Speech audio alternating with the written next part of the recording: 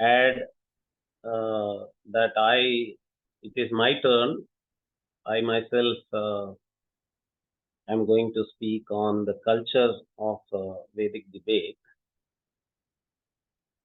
In fact, how it happens usually in our symposiums is that the welcome address in the beginning itself is an address. It's a long talk, and I do that. I was giving the welcome note today, this morning, but because Professor V.N. Jha, who was to give the keynote address, was to leave by 10 o'clock, I did not want to take too much of time for my talk, and I wanted to be as brief as possible.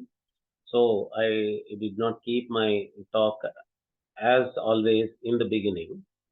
And sometimes what I do is I go to the concluding part of the symposium and give my talk as the last one, so that I can skip it if necessary.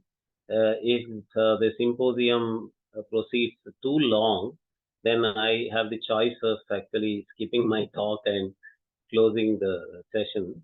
But today I scheduled my talk before Dr. Ketu Ramchandra Shekharji and Dr. Indrakanti Sriprada, because for Sriprada there was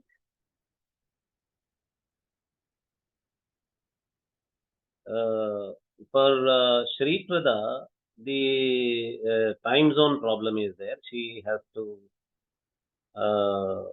join at 4:30 Indian time, and Dr. Ketu Ramchandra Shekharji is engaged in some other activity in Chennai, and he wanted to come at a later time. So I had to reschedule my talk at this sequence in the symposium. Now, when I chose the topic culture of Vedic debate, actually it happened suitably only, matchingly only, because Professor Jayaraman laid the foundation by showing how debates are part of Vedic culture. That was a very good foundation for my talk. So, by citing the example of the mantra, which is actually a Rashtrageetam, we use the word Rashtrageetam, but in Rig Veda it is a Rashtra Sukta, and it is as part of that we are able to see that there was such a desire for a debating capable young man, and in the Atharvana Veda, as I was mentioning in my conversation with Professor Jayaraman, there is a mantra which is actually discussed by a Professor Maurice Bloomfield in his American Journal of Philology article. Actually, that article covers 7 hymns of Atharva Veda. This mantra is included as one of the mantras of Atharva Veda that he covers. And this mantra, he shows how it was wrongly translated by earlier people, how he is correctly translating it and all that. And that mantra actually is addressed to a plant, and it is also addressed to Indra. And in that mantra, there are words, Vedic words, Atharvana Veda words for the opponent in the debate also.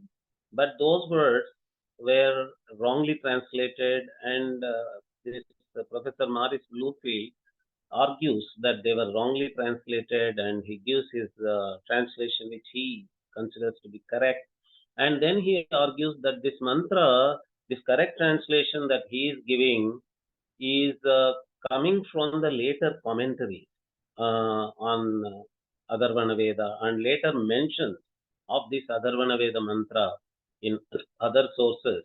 And on the basis of all the other Vedic literature coming later to this Atharvana Veda mantra, he substantiates and says that this particular Atharvana Veda mantra was used by the acharyas while teaching their shishya. This mantra was being made by acharyas to be recited by the shishyas at the beginning of a teaching session or a vada teaching session, and that is the reason why there is a prayer to plant a certain plant, and there is a prayer to Indra seeking the defeat of the Prativadi, defeat of the other side in the debate. So, this actually, and also Professor Jayaraman's mention of Upanishadic debate. And if you look at the Wikipedia page on Vedic debates also, ancient Vedic debates also, you see that even a highly doubtable page like a Wikipedia page also is very clear in saying that the Vedic debates are mentioned in Upanishads, and all the Upanishads that include these debates are pre-Buddhist. That is the very important point. So the argument that we see nowadays is that the logical rigor and the debating nature and debating culture is all post-Buddhist, and it is borrowed from the Buddhist culture. Earlier, there is a thesis called the Greater Magadha thesis, in which the argument is that the Vedic culture was only a militant culture. It was a war-oriented culture. It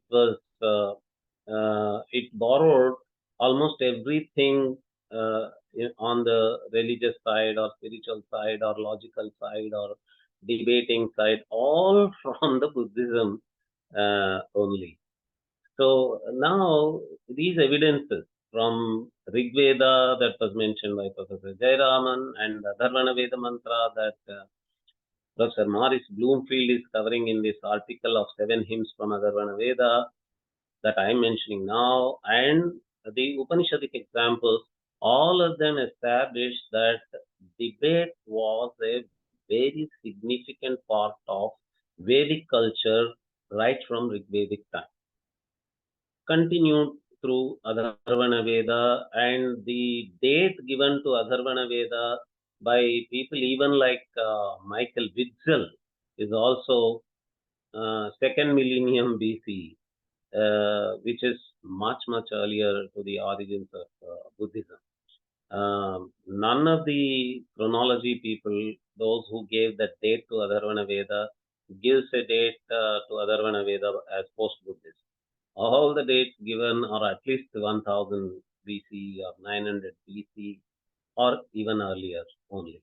So that shows that debating culture and the anxiety that I should have a young son who is capable of debate, who should not have stage fear, and I should win in the debate, I should defeat the other side in the debate. All that was very much part of Vedic culture, and debate was given a very significant position within Vedic culture, is very well established. This is established that it is pre-Buddhist in Vedic culture. This is not to undermine the significance of debates in Buddhist culture. As Indic people, we very much admire and appreciate the place of debates in Buddhist culture very much, but only because some Pratipakshi, some Purvapaksha is there, which is saying that all this is post-Buddhist. We had to take a khandana of that position and debate with them. And as part of Vedic culture of debating, we have to debate. If we don't debate, we are not Vedic people. And we are debating, and we are putting a counter argument with sufficient evidence to show that debating was very much part of a pre-Buddhist Vedic culture. When I use the word the culture of Vedic debates, I have two things in mind. The culture of debating in Vedic society is one aspect, and the culture within Vedic debates is another aspect. This culture within Vedic debate, this topic actually becomes so significant because there was a recent message to me from one of our Indic scholarly friends asking whether within Indian knowledge systems, whether there is a parliamentary debate manual. In the beginning, when that question was sent to me, I did not understand. I took it literally and thought, how can there be a parliamentary debate manual? But what he meant, I understood after talking to him.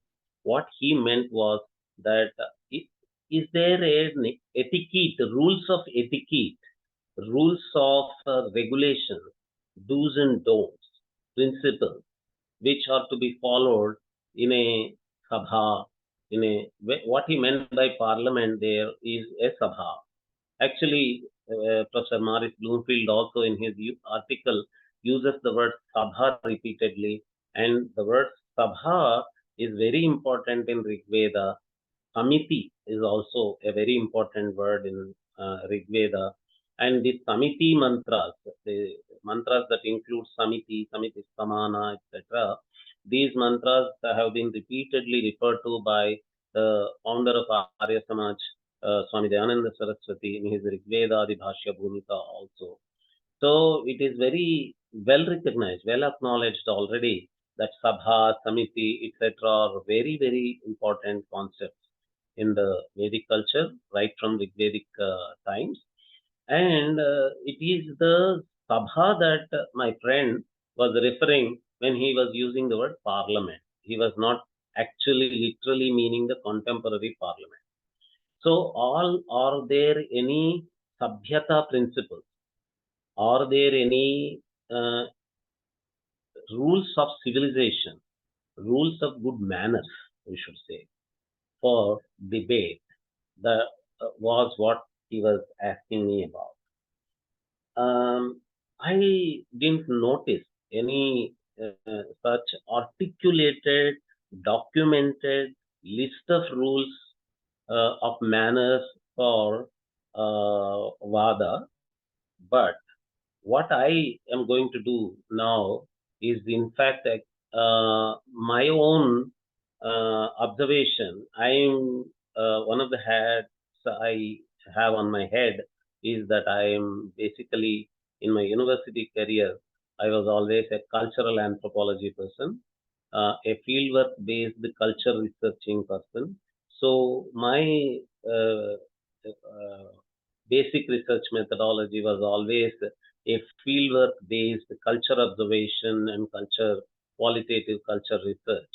So if I move out from my own Vedic Shastric personality and behavior and jump into my own shoes of cultural anthropology and study the contemporary Vedika Vadas, Vedic debate.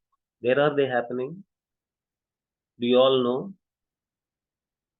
What is called as Vakyartha Sadas in South India mostly, and the same thing which is called as Shastrarth in North India happens all over India on several occasions, repeatedly, very frequently. Shastra scholars trained in Shastra rigorously, each studying that Shastra at least for 12 years under a guru in a very traditional Shastric way, they participate in this Vakyartha Sadas and Shastrarth in the North Indian vocabulary. You must watch. You must watch the Vakyartha Sadas. Then you would know what I mean by etiquette, good manners, good culture in the Vakyartha Sadas. There are two aspects to it. One is an interpersonal, attitudinal, behavioral issue. Second is the methodological, rigor related issue of actual arguing inside the Vakyarthasadas or Shastra. If you look at the Vakyarthasadas, all the scholars who come there, they come in their traditional Shastra scholar attire, in the pure white, milky white clothes. And once we were organizing a Vakyartha Sadas, we organized many Vakyartha Sadas in behalf of INDICA. And when we were organizing one of such at a particular university, our founder, he's so generous, he says, oh, let us do whatever is required for the scholars, for the Shastra scholars. Let us arrange them the best of the food, the best of the accommodation and all that. But when he came to know that these scholars were asking only for a very simple accommodation, where a well has to be there for them to bathe. A well is required. They asked for such an accommodation. You are ready to provide a 5-star hotel or 7-star hotel accommodation for them. All that they asked is for a simple cottage with a well. And they were given that accommodation. And we were prepared to provide them the great feast that is possible, but they insisted that it should be a very simple food, a very traditional food. And when we provided that traditional food to them, very simple one, in very simple leaves, they had that food, stayed in that accommodation, took bath in that well, participated in the Vakyartha Sadas. At the end of the whole event,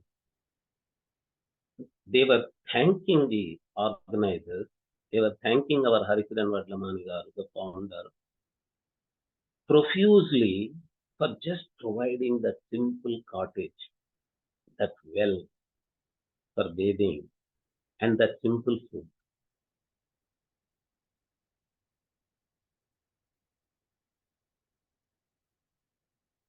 That is the culture.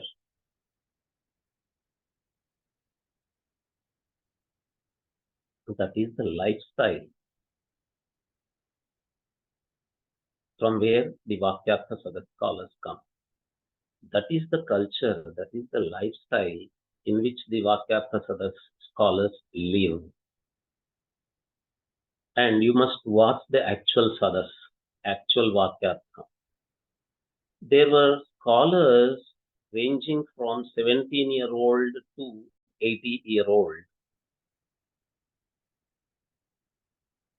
A scholar of 45-year age also can sit on the main Pitha, center stage, and an 80-year-old participant also prostrates to him, does Sashtanga Danda Pranama to him, and does Pranama, expresses his obedience to him, and then only sits on the stage. And when the debate actually happens, you must watch. The 80-year-old Peethadhishtrita scholar the senior scholar sitting there on the stage addresses the 17-year-old participant in the Vakyartha as Bhoh Acharyaha. Bhoh Acharyaha. Not in a singular number, not addressing him as a child, as a kid. He calls him Acharyaha only in plural, in honorific expressions. And you must watch that there is not even a single word of harshness used by any of the participants in the debate towards any other scholar in the debate. And you must watch that the group includes different people coming from different schools of Vedanta. There are scholars subscribing to Sri Vaishnava Vedanta, Vishishtadvaita Vedanta. There are scholars coming from Madhva Vedanta.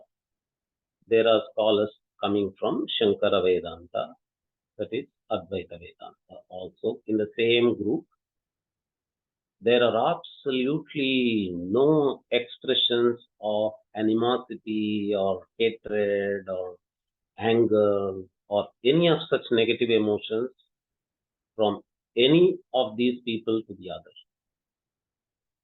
People of one school of Vedanta to the other. And the topics discussed also may range from Vyakarana to Nyaya to Mimamsa to Vedanta. When the Vedantic concepts are discussed, there is definitely a very bitter debate among the scholars. A Madhva Vedantin may take a Madhva Vedantic position and argue very strongly, and the other scholars may participate in the debate, but none of the expressions there actually go into any harshness or animosity or disrespect or anger or any such thing. The bitterness happens only in terms of the strength in the argument, emphasis of the taken position, but not in terms of any interpersonal attitudes or behavior. Naturally, when there are other things like Vyakarana, Nyaya, and Mimamsa, there are absolutely no problems at all because they have no difference of opinion. For example, if it is the Vyutpatti of a certain Shabda from Ashtadhyayi or a particular Nayayika position in Nyaya or any such thing. But even if there are, even when there are different positions taken, actually the Vada that takes place during the Vakyartha Sadas is not concessive. There are no concessions given to any scholar. Even if the scholar defending his position is very young, of some 17 years age or 12 years age sometimes, the other scholars do not show any concession towards him. The rigor is not compromised at all. But the younger scholar does not take it to be any harassment towards him by the senior scholars or traditional scholars. He takes it as a challenge, he enjoys the challenge, and he defends himself. And once he completes his defense, there is a great admiration that comes from all the remaining scholars.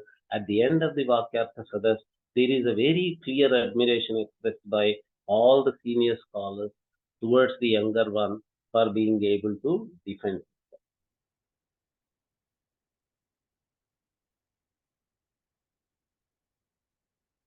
These are about the cultural aspects in the debate.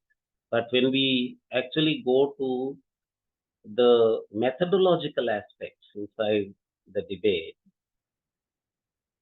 all the Pancha Avayavas that we have been hearing from the morning, they're all clearly followed. The scholar brings up his position. He makes a pratigna and he very clearly says, this is the pratigna. This is my pratigna. And repeatedly he brings in Purva Pakshas. And when he brings in Purva Pakshas also, he classifies those Purva Pakshas into actual Purva Pakshas and imaginary Purva Pakshas. So when he says imaginary Purva Pakshas he brings in, he says there can be a Purva Paksha like this. But still he talks as though there is a very clear Purva Pakshim. It is the Purva Paksha created by himself. It is a Purva Paksha created by the defending scholar for his own defense.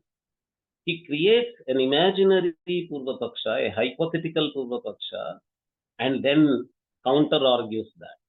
That makes his argument more robust and more very, very strong, completely defensible argument. If there are an actually existing Purva Pakshas also, he mentions the name, he gives very clear reference and says, this is another Purva Paksha that I am taking up from such and such book, from such and such source, and then he clearly argues against that. And there is another very good methodological, good manners, good practice that happens in such debates is Anuvada. The position of the other side is very clearly restated. In the contemporary Indian languages, the word Anuvada is being used as an Anuvada, as a translation for translation. People are using the word Anuvada to refer to translation. But here it is not translation, it is a restatement. The counter-arguing person never counter-argues the other position unless he restates the other person's position completely and gets it checked by the other side and makes them agree that, yes, exactly, that is what I am saying. That is my position. Then only he counter-argues that. He does not just proceed haywire and say, oh, okay, I'm counter-arguing you, and does not give any opportunity to the other side saying that, oh, that is not the position I took, you took my position wrongly and all that. He makes the other side agree that, yes, exactly, that is my position, you restated it correctly, and then only he proceeds to counter-argue the position taken by the other side. And he very clearly divides his defense or his argument as this is the Purva Paksha, this is my Khandana, and only in the end he says this is the Siddhanta. And then he connects it back to his Pratigna and says very clearly, so now my Siddhanta is Sthapita. I am actually coming back to my Pratigna. So my Pratigna is now standing dependent. It is what he very clearly concludes. So there is a very clear, rigorous, methodological way of arguing in these Vakyartha Sadas that happens. And Vakyartha Sadas for them is part of their Adhyayana Adhyapana. It is part of their learning. They always consider participating in a Vakyartha Sadas as their continuing education. This is the word used in contemporary educational field. They use the word continuing education, adult education, and all that. So Vakyartha Sadas is part of a continuing education for them after completing their Gurukula Vasa, after completing their Adhyayana Adhyapana as Ashrama Agrajas, Ashrama Anujas, Sishyas with their gurus and all that. When the Shastra Adhyayana is considered to be completed, the continuing education happens through Vakyartha Sadaspada. So it is part of their teaching, it is part of their learning, it is part of the pedagogy that they participate in these debates and hone their skills, hone their arguing skills, they hone their theorizing skills, hone their rigor of Shastra, hone the rigor of their methodology. So, Vakyartha Sadas or Shastrartha has a culture, a beautiful culture of good manners, culture of good etiquette that has to be taken as a model by all the contemporary people. Those who on Twitter, on Facebook, on other social media consider themselves to be Vedic in their subscription, when they use the language on the Twitter, they don't remember that they are coming from such good mannered culture. They are coming from a good etiquette based culture in Vakyartha Sadas. They have to remember that respectful debating, respectful counter arguing, rigorous counter arguing, rigorous defense and rigorous attack are all part of their Vedic debating culture. Unless they do it, actually they are not doing any service to Vedic culture on Twitter or Facebook. They are doing a great disservice to Vedic culture by resorting to bad mannered, disrespectful, foul ways of debating on these media. But I can understand, actually, though they say that they subscribe to Vedic culture, it is they are into street. It has become a street culture. But these Vakyartha Sadas are to be attended by contemporary university scholars also, of all the disciplines, not only the social sciences and humanities people, not just the philosophy department people. They have to be attended by the science teachers also, by the technology teachers also. All have to attend these Vakyartha Sadas to see the culture in it, the good manners in it, the good behavior in it, and how actually the personal personality of the debating scholars is given significance. The Western culture in academia has led to this unnecessary schism between the personal personality of the scholar and his academic personality. When an academically strong scholar is seen to be bad in his personal culture or manners, they say, oh, it is all his personal life. Let us not talk about his personal life. His personal life is different from his academic attainment or academic achievements. But if you look at the Vakyartha Sadas culture, you see that the participants inside the Vakyartha Sadas maintain a great integrity and wonderful personality personally also. I told you about their lifestyle, such a humble and simple lifestyle they live, of hygiene, of well water bathing, and all that. But when it comes to rigor, no compromise, no concession, no compassion. Very rigorous debate take place. Once the Vakyartha Sadas is over, you have to look at the affections they pour in towards each other in their interpersonal relationships.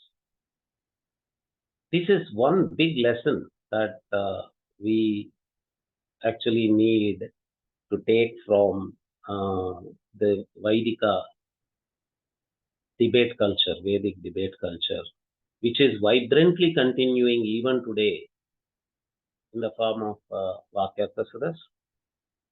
And many people are not aware that these are actually continuing even today.